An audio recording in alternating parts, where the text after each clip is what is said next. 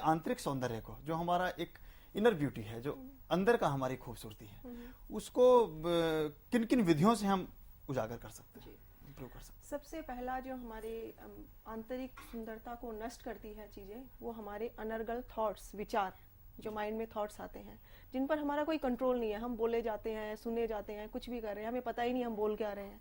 तो ये जो थॉट्स हैं, और थॉट्स भी क्या, आज के हम चारों तरफ अपनी तरफ देखें तो ज़्यादातर नेगेटिव थॉट्स हमारे माइंड में रहते हैं।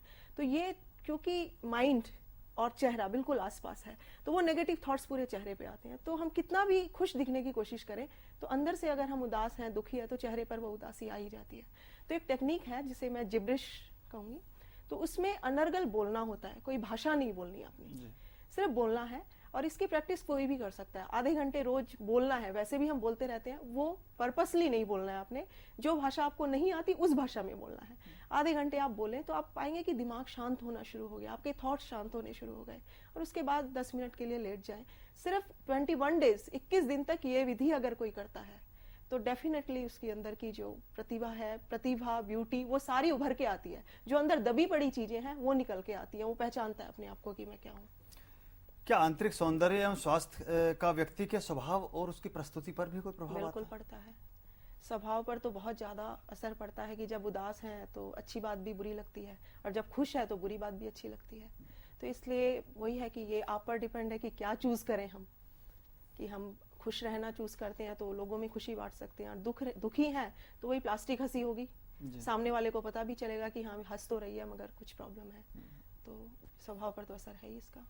इसमें कितनी कितनी अवधि के आपके कोर्सेज हैं जिनको आप चलाती हैं और कराती हैं? देखिए ये अलग अलग है। मेडिटेशन जो क्लासेस हैं, 1 घंटे की टेक्निक है, 2 घंटे की भी हैं, आधे घंटे की भी हैं, 2 मिनट की भी हैं। अलग अलग टेक्निक्स हैं। तो ये जब लोग हमारे पास आते हैं, उनसे जब हम बातचीत करते हैं तो पता चलता है क्या है। तो कुछ 8 दिन की क्लासेस होती हैं, कुछ 12 दिन की क्लासेस होती है। 12 दिन से मतलब टोटल दिन नहीं, 2-2 घंटे की क्लासेस होती हैं। बच्चों की जैसे क्लासेस होती है तो उनकी थोड़ी लंबी जाती हैं। तो इस तरह से अलग अलग क्लासेस हैं। तो वो पहले उनसे बातचीत करके ये डिसाइड होता है कि क्या इनको चाहिए, उस हिसाब से उनको क्लास दी जाती है। आजकल नींद ना आने की एक आम शिकायत है, या ज्यादातर लोग गोलियां खा के सोते हैं। जी।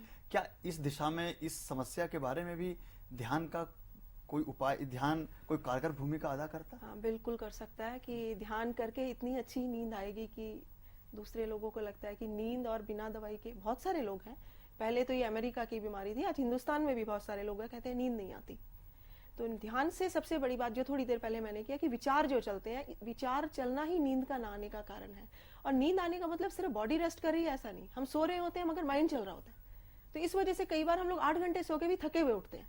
तो अगर ध्यान रात्रि में सोते वक्त हमने एक ध्यान पकड़ लिया, कोई भी टेक्निक हम करना शुरू कर देते हैं, वो ब्रीदिंग एक्सरसाइज हो सकती है।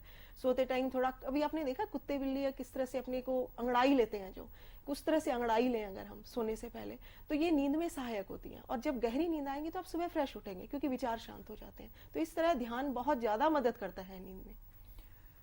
ध्यान की लगातार क्रिया करने वाले लोगों को नींद न आने की शिकायत और बीमारी से मुक्ति मिल जाती है, ऐसा अनुभव है माँ जीवन सरिता का। बहुत अच्छी बात है, आज के वक्त में जिस तरह से तनाव बढ़ा है, हिंसा बढ़ी है और वैचारिक प्रदूषण बढ़ा है, उस स्थिति में ध्यान इतनी कारगर भूमिका निभाता है, ये बहुत अच्छी बात है। क्या योग और ध्यान को करने के लिए किसी तरह के प्रशिक्षण की आवश्यकता आप अनुभव करती हैं? बिल्कुल बिल्कुल ज़रूरी है। बिल्कुल वैसे ही है कि आपने एक बच्चे के हाथ में किताब थमा दी, पढ़ाने वाला अगर ना हो तो बच्चा अपने हिसाब से पढ़ेगा।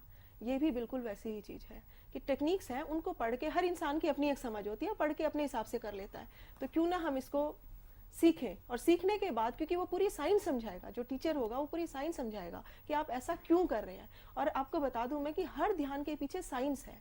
ये कोई अंधविश्वास नहीं कि बैठ के हम ध्यान कर रहे हैं और कुछ है, सारा साइंस है। तो वो टीचर जो आपको साइंस समझा सकता है वो आप खुद नहीं समझ पाएंगे।